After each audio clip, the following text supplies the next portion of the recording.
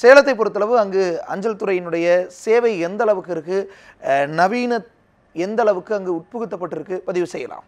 வணக்கம் தேவேந்திரன். இந்த அஞ்சல் சேவைங்கிறது என்பது பொதுமக்களுடைய ஒரு முக்கியமான சேவையாக கருதப்பட்டு வருகிறது.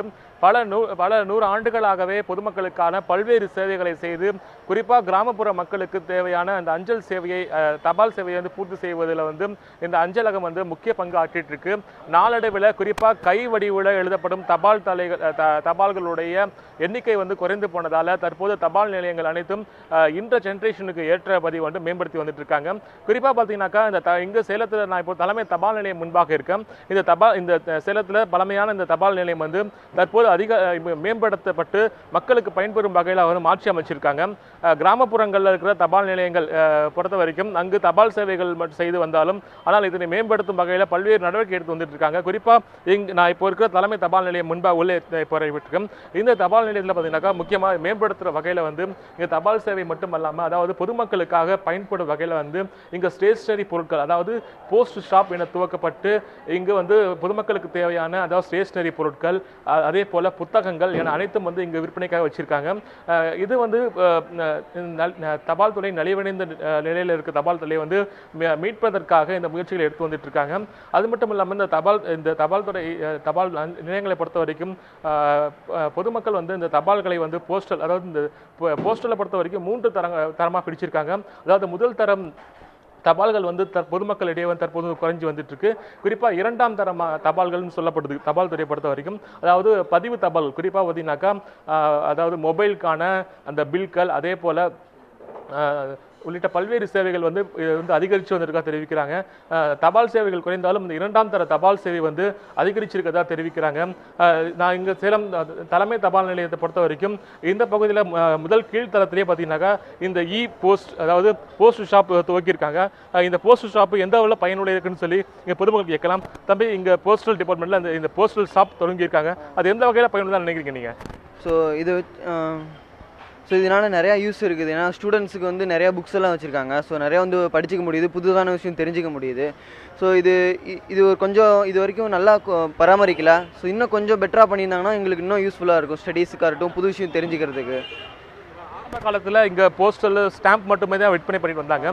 இந்த மாதிரியான ஸ்டேஷனரி மற்றும் புத்தகங்கள்லாம் எந்த வகையில் இன்னும் டெவலப் பண்ணணும்னு நினைக்கிறீங்க நீங்கள்? ஸோ எங்களோட தெரிஞ்சிக்காத விஷயம் நிறையா இருக்குது. ஸோ ஒவ்வொரு விஷயம் இங்கே வச்சுருக்காங்க. ஸோ அதனால் புதுசாக தெரிஞ்சிக்க முடியுது. ஸோ முன்னே ஸ்டாம்ப்ஸ் அது மட்டும் இருந்துச்சு, இப்போ லைப்ரரி சம்திங் புக்ஸ் எல்லாம் வச்சுருக்காங்க. ஸோ இது கொஞ்சம் நாலேஜ் டெவலப் பண்ணிக்க முடியுது எங்களால். ஸோ இதுவே இன்னும் கொஞ்சம் பெட்டராக பண்ணாங்கன்னா இன்னும் நிறையா விஷயம் நாங்கள் தெரிஞ்சுக்குவோம்.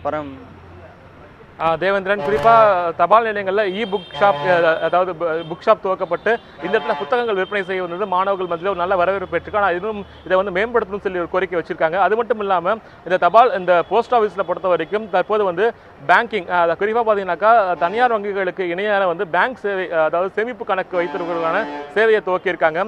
அதாவது சேலம் கிழக்கு கோட்டத்துக்கு மட்டும் உட்பட்ட 275 தபால் நிலையங்கள் செயல்பட்டு வந்துட்டு இருக்கு. இந்த 275 தபால் நிலையங்களை பொறுத்த வரைக்கும் பார்த்தீங்கன்னாக்கா 2 தலைமை தபால் நிலையங்களும் அதே போல 65 துணை தபால் நிலையங்களும் செயல்பட்டு வந்துட்டு இருக்கு. இதில் அந்த போஸ்டல் டிபார்ட்மெண்ட் சேமிப்பு கணக்கு துவங்கி இருக்காங்க. அவர்களுக்கு ஏடிஎம் கார்டுகள் வழங்கப்பட்டிருக்கு. இந்த ஏடிஎம் கார்டுகள் மூலமாக அவர்கள் எந்த வங்கியில் ஏடிஎம் மிஷினில் பணத்தை ஏற்றுக்கொள்ளலாம். அதே போல குறைந்த கட்டணமாக 50 ரூபாய் மட்டுமே செலுத்தினால் போதும் இந்த வங்கி கணக்கை செலுத்திக்கலாம். தற்போது இந்த பொதுமக்கள் கேட்கலாம், அம்மா நீங்கள் சொல்லுங்க, இந்த போஸ்டல் டிபார்ட்மெண்ட்ல வங்கி கணக்கு வச்சிருக்கீங்க, எந்த வகையில் பயனுள்ளதா இருக்கு? மற்ற வங்கிகளுக்கும் இந்த போஸ்டல் டிபார்ட்மெண்ட்ல இந்த கணக்கு தொடர்பு எப்படி பயனுள்ளதா இருக்கு உங்களுக்கு? வங்கிங்க எல்லாம் பேலன்ஸ் 5000 ரூபாய் 10000 ரூபாய் வைக்க சொல்றாங்க. இப்போ தபால் தலையிலன்னும் போது 50 ரூபாய் 100 ரூபாய் இருந்தாலே போதும்ன்றது எங்களுக்கு ரொம்ப இதுவாக இருக்கு, யூஸ்ஃபுல்லாக இருக்கு. அதனால எங்களுக்கு இது ரொம்ப பயனுள்ளதாக இருக்குது. இது எங்களுக்கு இன்னும் என்ன வகையில் இன்னும் மேம்படுத்தணும்னு நினைக்கிறீங்க நீங்க?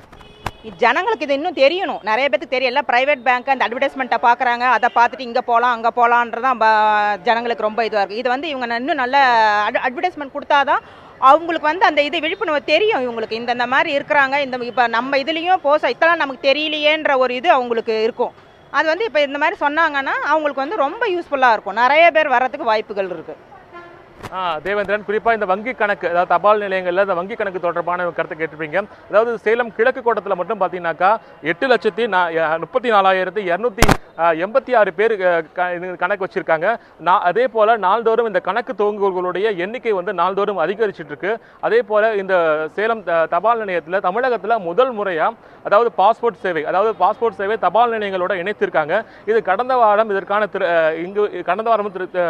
துவக்கப்பட்டு நடைபெற்று வந்துட்டு இருக்கு. அதாவது சேலம், நாமக்கல், தருமபுரி, கிருஷ்ணகிரி உள்ளிட்ட பல்வேறு மாவட்டங்களைச் சேர்ந்த மக்கள் அவங்க பாஸ்போர்ட் எடுக்கணும்னாக்கா கோயம்புத்தூர்ல போய் நாள் கணக்கில் காத்திருக்க வேண்டிய சூழ்நிலை ஏற்பட்டிருந்தது. தற்போது சேலத்திலேயே குறிப்பா பார்த்தீங்கன்னா தபால் நிலையத்திலே வந்து பாஸ்போர்ட் சேவை வந்து துவக்கப்பட்டிருக்கு. இந்த பாஸ்போர்ட் சேவை இங்கு நவீன வசதிகளுடன் குறிப்பா இந்த பாஸ்போர்ட் சேவை வந்து இங்கு வந்து துவக்கப்பட்டிருக்கு. குறிப்பா நவீன வசதிகள், அதாவது சேலத்தில் வாழ்கின்ற பொதுமக்கள் வந்து கோயம்புத்தூர்ல போய் அவங்களுடைய பாஸ்போர்ட்டை வந்து எடுக்க வேண்டிய சூழ்நிலை ஏற்பட்டிருக்கு. இதனால வந்து அவங்களுடைய பயணம் மற்றும் வந்து பல்வேறு வகையில் வந்து பாதிக்கப்பட்டு வந்தாங்க. தற்போது சேலத்திலேயே கடந்த வாரம் இந்த பாஸ்போர்ட் சேவை வந்து இங்கே துவக்கப்பட்டதால சேலம் மாவட்ட மக்கள் மட்டும் இல்லாமல் சேலம் மற்றும் அதை சுற்றியுள்ள பல்வேறு மாவட்டங்களை சேர்ந்த மக்களும் வந்து பயனடைஞ்சிருக்காங்க. தற்போது இந்த பாஸ்போர்ட் சேவை துவக்கப்பட்டது குறித்து இந்த பாஸ்போர்ட் நிலைய அதிகாரி நம்மிடையே இருக்காரு, பேசலாம். சார் வணக்கம். தற்போது சேலத்தில் இந்த பாஸ்போர்ட் சேவை வந்து துவக்கியிருக்கீங்க. இது பொதுமக்கள் மத்தியில் எந்த அளவு வரவேற்பு இருக்கு? இந்த சேலம் பாஸ்போர்ட் சேவா கேந்திரா கடந்த போன வாரம் தமிழக முதலமைச்சர் அவர்களால் எம்பி அவர்கள் முன்னிலையில் திறக்கப்பட்டது. இந்த சேலம் பாஸ்போர்ட் கேந்திராவில் தினசரி 100 மனுக்கள் வருகின்ற எங்களுக்கு இங்கே அதை ப்ராசஸ் பண்ணி நாங்கள் கோயம்புத்தூருக்கு அனுப்புகிறோம். இன்னும் 2 மாதத்தில் அனைத்து வேலைகளும் இங்கே முடியும் அளவுக்கு ஏற்பாடு செய்து கொண்டிருக்கிறோம். குறிப்பாக அதாவது சராசரியாக பார்த்தீங்கன்னாக்கா ஒரு நாளைக்கு இங்கே 100 பேர் வந்து அப்ளிகேஷன் பண்ணுறாங்க. அவங்க இன்டர்வியூ போகணுன்னா கோயம்புத்தூருக்கு போய் அந்த இன்டர்வியூ அட்டன் பண்ண வேண்டிய சூழ்நிலை ஏற்பட்டது. தற்போது சேலம் தமிழகத்தில் முதல் முறையாக அஞ்சலகங்களோட சேர்ந்து தற்போது இந்த பாஸ்போர்ட் சேவை துவக்கப்பட்டதால் சேலம் மட்டுமல்ல அதை சுற்றியுள்ள மக்கள் பயனடைகிறாங்க. அதாவது பொதுமக்கள் இது குறித்து எந்த வகையில் பயனடைகிறாங்க? குறிப்பாக தொழிலதிபர்களும் பாஸ்போர்ட் எடுக்க வேண்டும் என்றால் அந்த ஊருக்கு செல்ல வேண்டிய சூழ்நிலை ஏற்பட்டிருக்கு. சார் வணக்கம். சார் நீங்கள் சொல்லுங்கள், குறிப்பாக இந்த பாஸ்போர்ட் சேவை சேலத்துக்கு வந்ததால் எந்த மாதிரியான பயன் ஏற்பட்டிருக்கு உங்களுக்கு? ரொம்ப சந்தோஷமாக இருக்குங்க. ஏன்னா கோயம்புத்தூருக்கு போகக்கூடிய செலவுகள், அலைக்கழிவுகள் மிச்சமாகுது. சேலத்துக்கு நமக்கு ஒரு பாஸ்போர்ட் சர்வீஸ் வந்திருக்கும் போது ரொம்ப மகிழ்ச்சியாக இருக்குது, ரொம்ப சந்தோஷமாக இருக்குது சார். சார் இது இன்னும் எப்படி மேம்படுத்தணும்னு நினைக்கிறீங்க? இன்னும் அது என்ன விஷயங்கள் கொண்டு வரணும்னு நினைக்கிறீங்க? இன்றைக்கி தான் முத உள்ளே வந்துருங்க. எனக்கு இதை பற்றி தெரியல, அதனால் இதுக்கு போன பிறகு தான் சொல்ல முடியும். இப்போ வரைக்கும் நல்லா சந்தோஷமாக இதை உள்ளே வந்து சர்வீஸ் கொடுத்தாங்க. அதுமாரி தான் நம்ம இவங்களுடைய சர்வீஸ் எப்படி இருக்குங்கிறது தெரியணும். இப்போ நம்ம வந்து உள்ளே வந்த வரைக்கும் ஓகே, அந்த குறை ஒன்றும் இல்லை, நிறைவாக தான் இருக்குது சார். தேவேந்திரன், அதாவது குறிப்பாக பார்த்தீங்கன்னாக்கா இந்த பாஸ்போர்ட் சேவை குறிப்பாக அஞ்சலகத்தோடைய சேர்ந்து துவக்கப்பட்டதால் வந்து எங்கள் சேலம் மாவட்ட மக்களும் மிகப்பெரிய பயனடைஞ்சிருக்காங்க.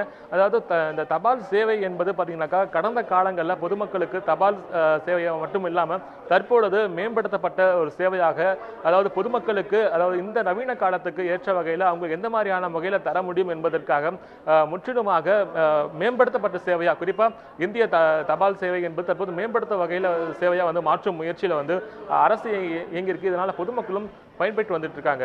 தேவேந்திரன்.